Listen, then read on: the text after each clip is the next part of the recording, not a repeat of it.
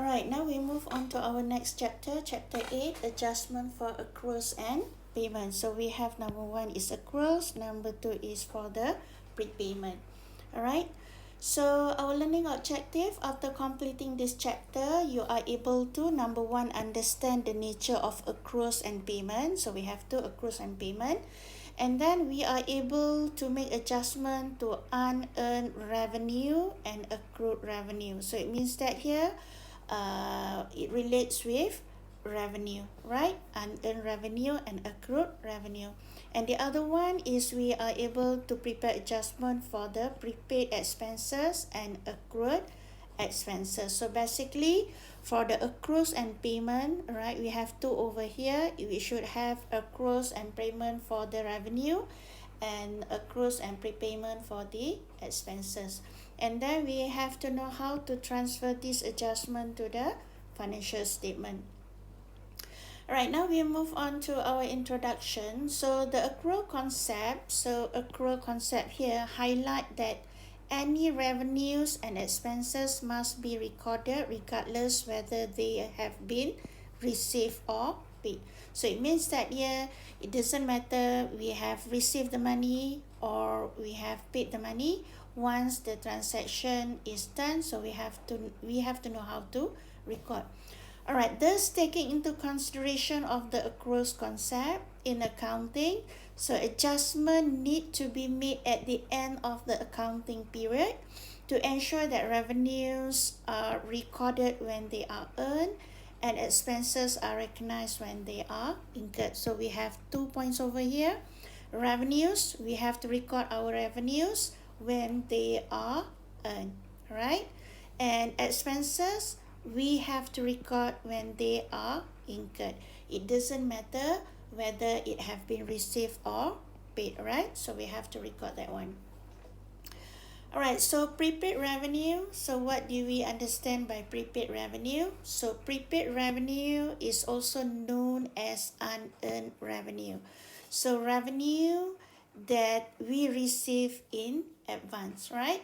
So for example, in essence,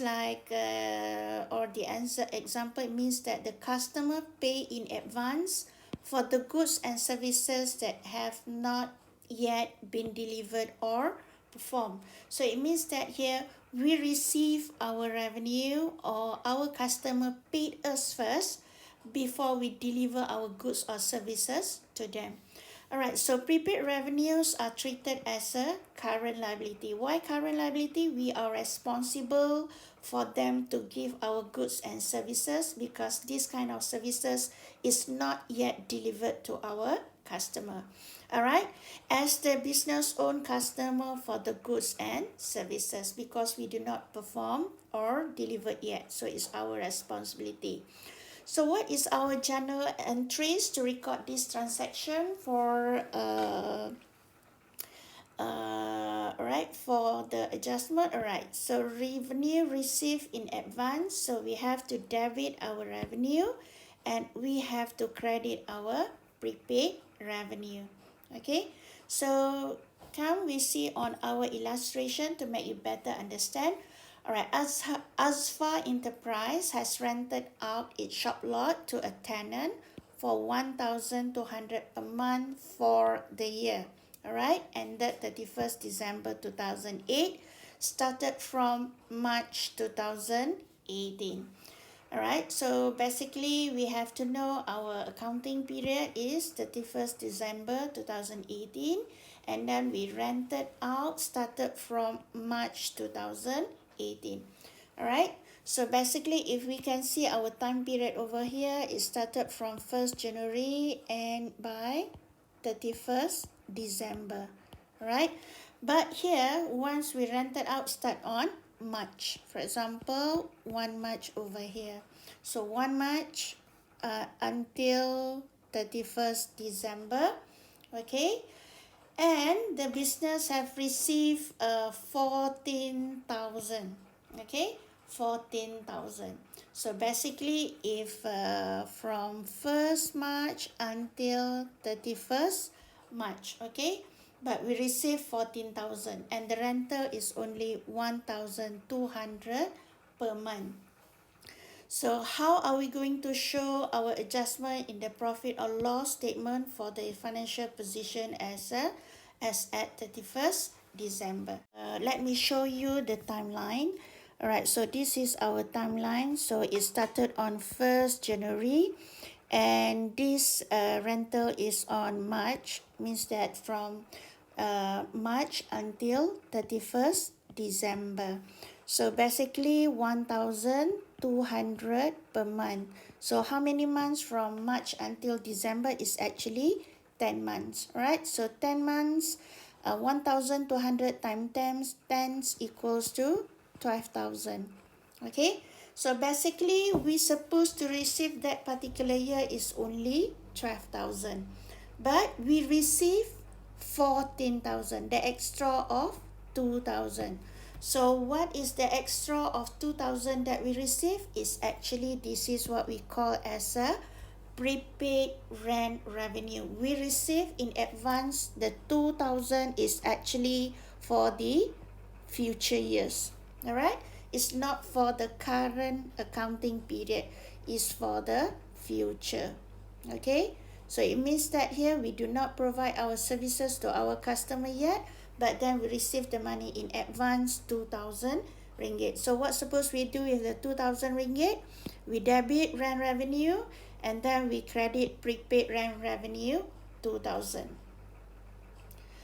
Okay, now we move on to the other slide. How suppose we record in our statement profit or loss for the year ended 31st 2018. So this is the extract only for that item. Alright, so rent revenue supposed to be on our revenues, right? So part of our revenues. So basically we receive 14,000, but only 12,000 is only on 2018. The other 2,000 here, so this is our prepaid rent revenue, is current liability. Bear in mind, current liability is our responsibility because we do not transfer our services or goods to our customer yet. So it falls under current liability, 2,000. So basically 14,000, all right? So the 2,000 is for the current year, and the 14,000, from the 14,000, the 12,000 is for the current year, the other 2,000 is falls under current liability for the future years. Alright, so the rent that should be received by Asfar Enterprise started from March 2018 is actually 1,200 per month. Therefore, the rent revenue should be received. The business is only 12,000. Okay, how to get the 12,000 is 1,000 times with 1,200 times with 10 months, right? From March until December. However, the company received 14,000. It shows that the business revenue in advance of 2,000. So this amount should be treated as a current liability and should be deducted from the total revenue received during the current period. So what as I mentioned earlier, just like the 12,000 will be here, the 2,000 will be here, and the total that we receive is 14,000.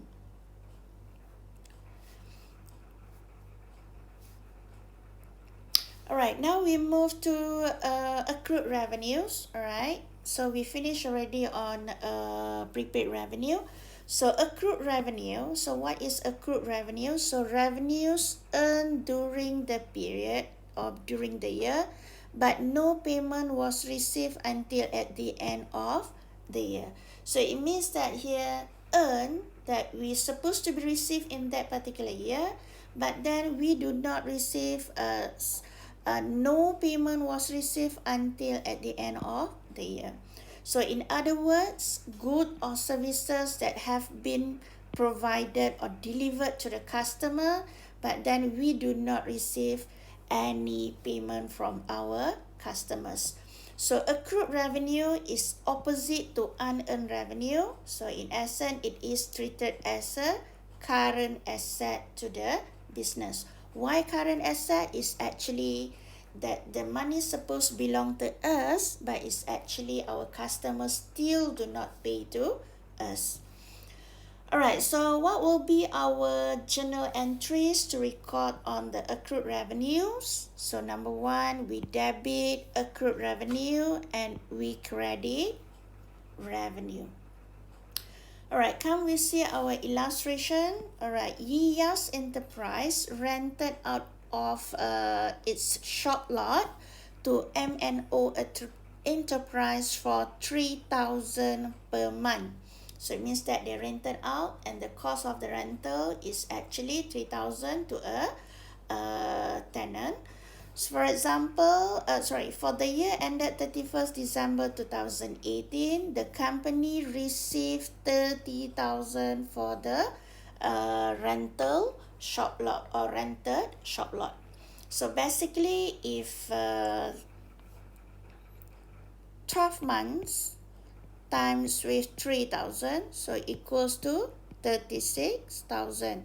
But it's actually we just received of only 30,000.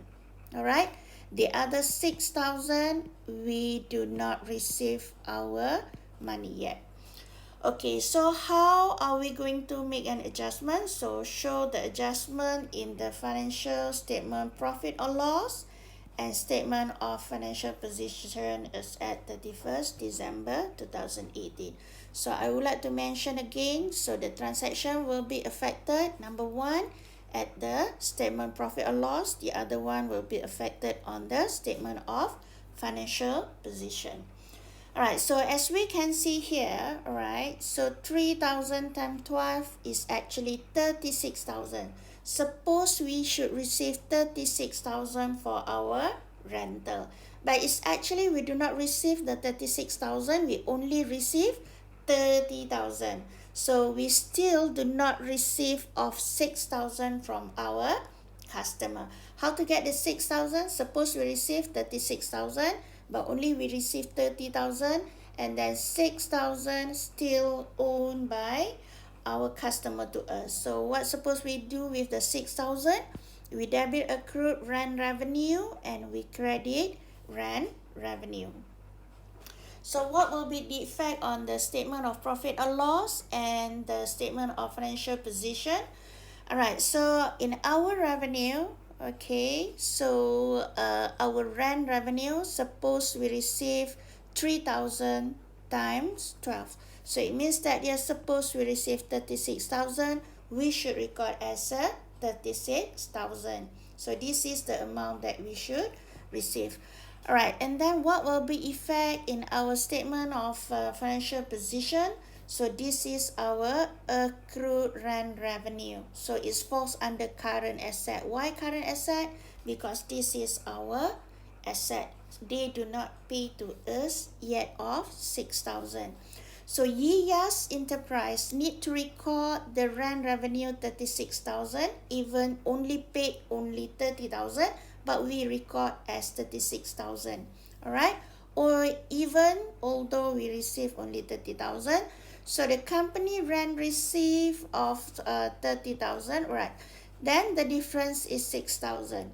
So which is not yet received. So this one should be treated as accrued rent revenue and should be recorded as a current asset. So it seems like even we do not receive the money yet of the 6,000, so that one we have to consider as part of our current asset. It belongs to the company.